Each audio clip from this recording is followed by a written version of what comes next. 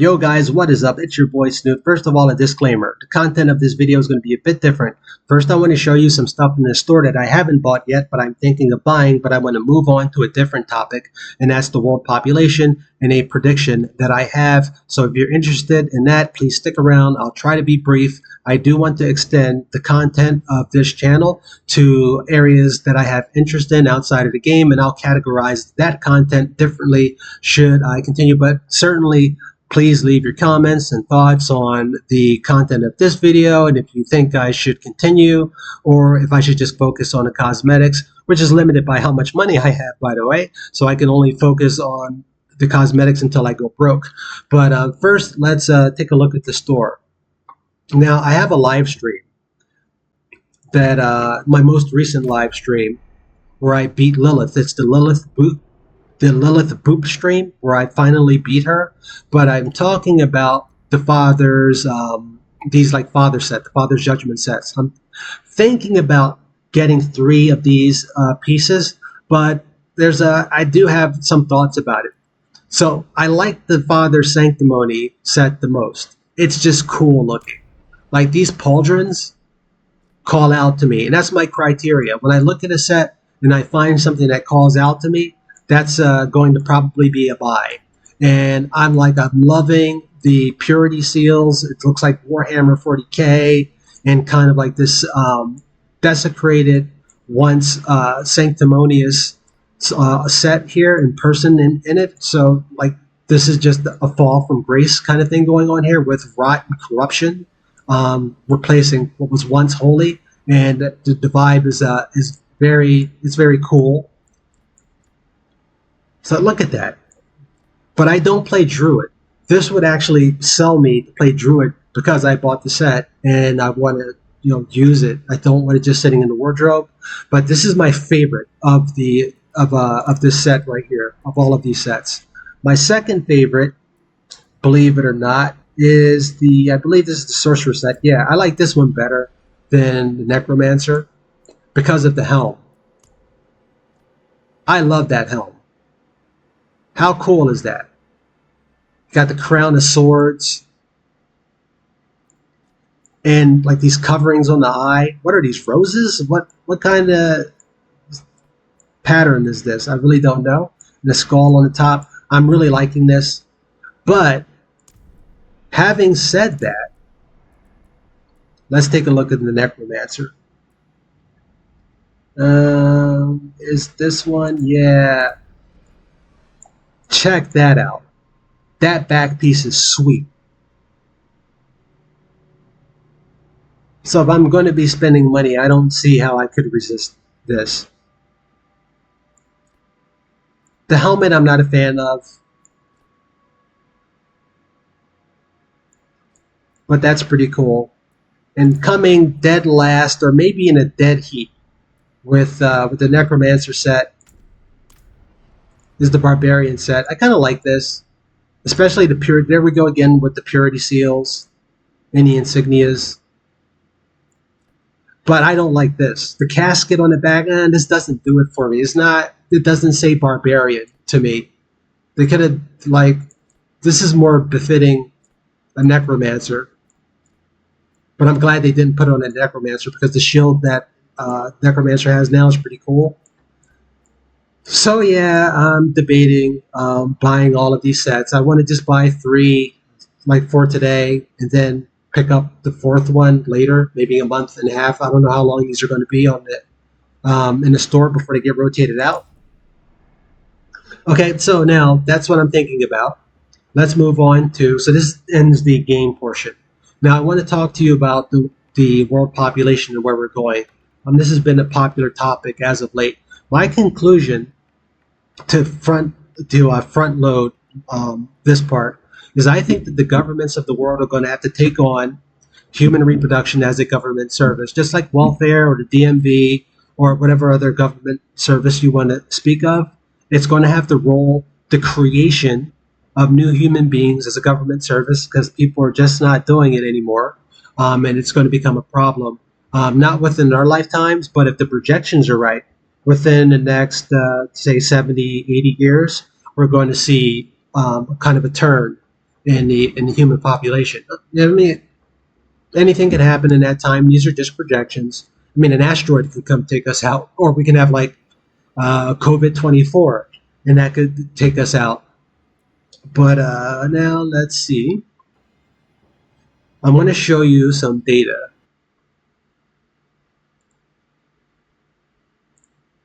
All right, hold on. All right, there we go. So I'm at the UN site, and I'm looking at this data, which you can select by region. I'm looking at the entire world, and then you have various like graphs to visualize the data that they've collected. Let's look at the population change. Um, let's look at the timeline. So it starts at 1950, and it projects into the future. The black line has already happened, so that's why it's like there's just one line because there's only one. This has already happened. We know what the number is, and these are projections. And there's different type of projections, so it's like a range, right? So within the thick dotted line is your 80% range, so it's the tightest range. It can be wrong within these two boundaries.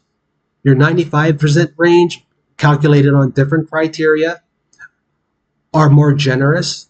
So with 95% probability, the guess for this year is going to be between this line and this line. It's a big fat area. But the 80% probability, well, there's an 80% probability that's going to be between this line and this line. It's a smaller area, so there's more room for a miss. And in between those, the median, that's the median line that just runs through the center. So as we can see, the number of new human beings created, being born, is from 1950 is going up, but then births come down, then births go up again. So the new human beings that are adding to the population right now in like 2024, we have about 67 million births or new people entering into this plane of existence per year. But the projections from there are all going down. And the zero line is when the population is kind of stable and world population isn't changing. It's projected to see the worst projection is this gray line is these other like sample trajectories that are not within the main calculations, but they're presented here, but they're gray. It's just to let you know that they're there, but they're not prominent in the data being presented. So we can see that zero along these mainline trajectories, the median is going to be about 2085, but the earliest that it could be within these projections, so take it with a grain of salt, they're just guesses, said with a different word, is going to be about 2065 when we reach population stability, and then people just start dying off. So the positive numbers are there are more people being born, and the negative numbers are the population is shrinking. Population go up, population go down, just like stonks, right? So population is going down. Now let's take a look at the fertility rate. The total fertility rate. This green line here is it's about 2.1. This is the number of new children children on average per woman that you need in order for the population growth to be stable. So that zero that we were talking about before, if the population were perfectly stable, your total population wouldn't change at all. If you had 100 million people, I'm just choosing a number. If you had 100 million people or 8 billion, doesn't matter, and the number just doesn't change, or if it just kind of it just kind of like meanders around 8 billion, maybe it goes up to 8,100,000, and then it's like 100,000 below. But it's pretty much, for all intent and purposes, stable. You need about 2.1 children born per woman, and if it falls below that line, that's when you get population decline. So we can see that we were well above what we needed for population stability in 1950, and then something happened, like at 1963-ish, like there was an event, and then we have this precipitous drop towards the population stability fertility rate. And here is where we are right now, and the projection says along the median line that we're going to be stable at about 2050. Most of us will probably be dead outside of some sort of medical technological advancement that keeps us around.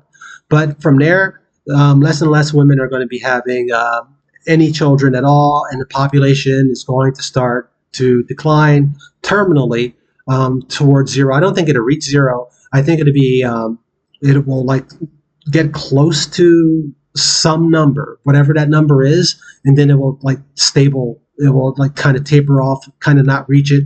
If you remember back in high school when we used to do those asymptotic lines, where you would get really, really, really close to a number when you were calculating certain functions, but it would never get there, no matter how far you took the calculation out. It would just get closer, increasingly small. So I think that it's going to do something like that. But that's just my opinion. But as we get to zero population and then negative population growth, there's going to be economic consequences to that. And you're going to have the old people problem. So old people need to be taken care of. Where's that money coming from? It's coming from the young people creating services and value and GDP and products and supplying the labor and intellectual work in order to support society and keep the old people, comfortable sitting in their chairs playing Xbox in their old age. But those young people are not going to be able to take care of, on average, some great number. So for every one young person, they're going to need to have an economic output sufficient to take care of first 2 old people, then 3 old people, then 4, and so on until there's a limit to that number, because the old people start to die off, and then the population just crashes and burns. But before we reach that point where the number of old people is unattainably high, I think we have like economic collapse, well before we even get to that point. So let's look at the life expectancy. So exacerbating this is going to be the life expectancy. So the number of old people that you have sitting collecting government benefits in retirement until they kick the bucket is going to start to increase. The average age, the median age until death, is going to continue rising, albeit modestly. We're not talking about 150 or 200 years old. We're talking about by 2100, it's only going to be slightly above 80. And today it's about, 74? So that's a modest rise. But the point is that the old people, you're going to have more old people going forward with lower fertility. So the burden on the young people to take care of the old people is going to go up, which means the GDP output of the existing younger people is going to have to be higher. And they're going to be competing for jobs with automation. And there may be other things going on that's going to change the dynamics of that situation. But what I'm saying here is that we're going to need more GDP from the human beings that are in the job market. People who are actually working are going to have to either produce more, or we need more people. And I think that we're just going to need more people to produce that economic output. Let's go to the mortality rates. So we take a look at the deaths. So the number of deaths as we go into the future is going to get larger and larger. That kind of makes sense if you have like a very large older population, if there are more people that are just like really old, and that layer of the population has a broad surface and they start dying off, well, there's going to be a whole bunch of people dying off. But if there's less, the younger generations, if they're smaller in number, what you should see as time goes on is that, well, there's fewer people to die, so fewer people die. So that number should start tapering off into the level, then it'll go down as the population crashes. Let's take a look at the population per, not this, there was another number in here. Maybe it was a demographic. Yeah, I think it was demographic. Population pyramids, yeah, this one's interesting. So on the left-hand side, you have age. On the right-hand side, you have year of birth, and it's separated into 2 sections, male and female. So the really old people, the number of really, really old people, 110 years old people, is tiny. So it's almost like a point, right? That's like one person. And then as you get younger and younger, you get more and more people. So the longest lived people between the ages of 95 and 110 is almost nobody. But then once you start reaching the life expectancy age of about 85-ish, whatever, it starts to expand up. So you have the most people alive for both female and male between the ranges of about, I don't know, like somewhere around here, right? The fat area. This is where you have that's where all of the living people are. And as you get older, it's less people stay alive longer. But what we want to see as we go down, what is the shape of this? So the people in this age bracket is getting smaller, and then it starts going in. So the number of 30-year-olds is smaller than the number of 40-year-olds. And then there's this fat bump here. There's a lot of 10-year-olds, relatively speaking. But then ages 0 to 5, these are your new births. So this is going to be like where the fertility rate is going to reflect itself in the population in this graph. So you should start to see this begin to come in. So you see that there's fewer people on the bottom being born, but the lines above it here in the age 10 is fatter.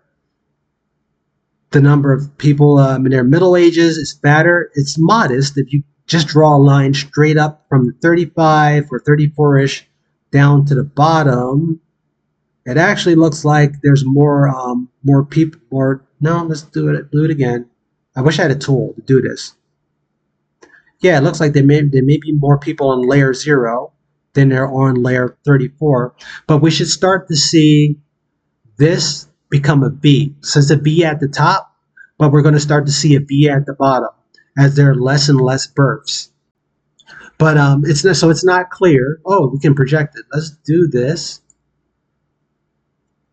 All right, so it's not a V. It's kind of like a slim waistline, and then these colored areas are different projections. And we don't have a legend for it though. Oh, there it is. The yellow, that's the 95%. So your yellow is more generous. It gives you more time, more room to miss based on the nature of the calculations that they're doing. And then the 80% region is tighter, and the median is somewhere in the middle. Okay, now let's just expand that out to 2100, and there you got the V. So we expect the layer 0 to get tighter and tighter, and this means these young people, as they get older, they'll have to support the people who are currently in the working age band, and that's going to be more and more of a burden for them and challenging. All things being the same as they are today, things are going to look a lot different 40 years from now, especially with the exponential increase in technology possible from generative AI and agents and any other derivative technology from AI that we can't even imagine yet, like self-improving AI. What's that going to look like? So again, take all of this with a grain of salt. But given what we know right now in the state of the world, we're going to see the population collapse have a hard impact on those who don't even grasp these concepts yet because they're too young.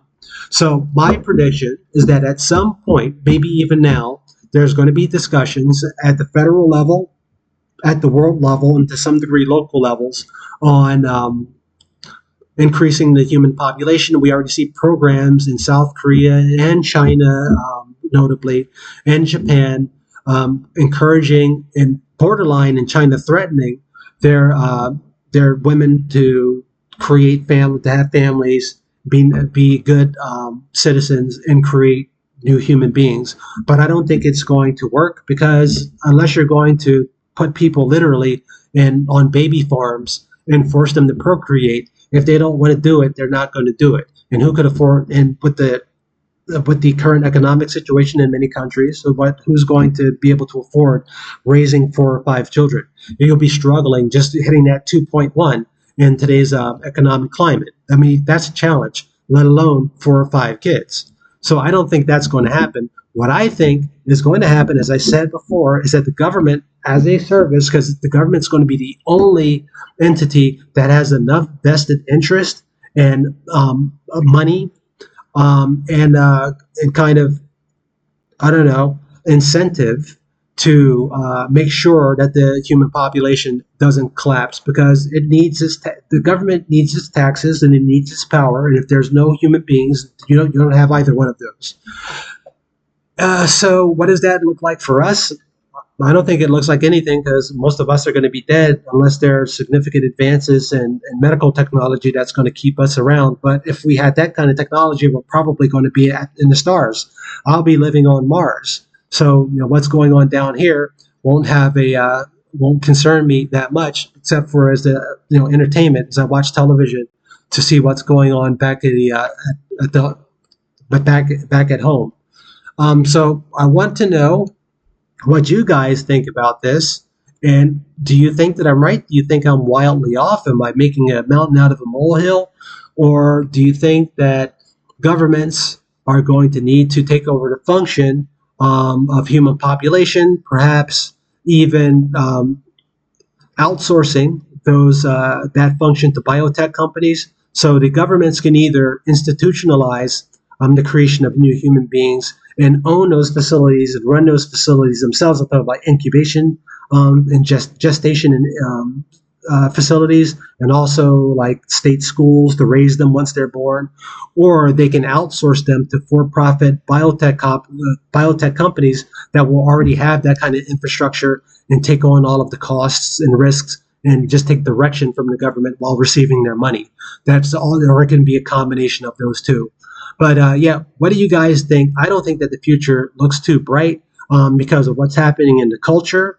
That's in the economy, but very notably, what's happening in the culture and the minds of people. The societal consciousness is degenerate and dying. So I think the government will need to take over at some point, or not, and just let everything fall apart. But what do you think?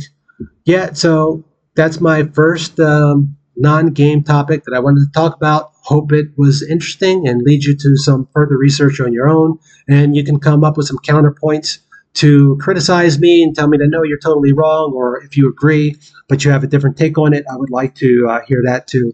More information is what makes us more powerful. All right, this is your boy Snoot out, and I'll talk to you guys later.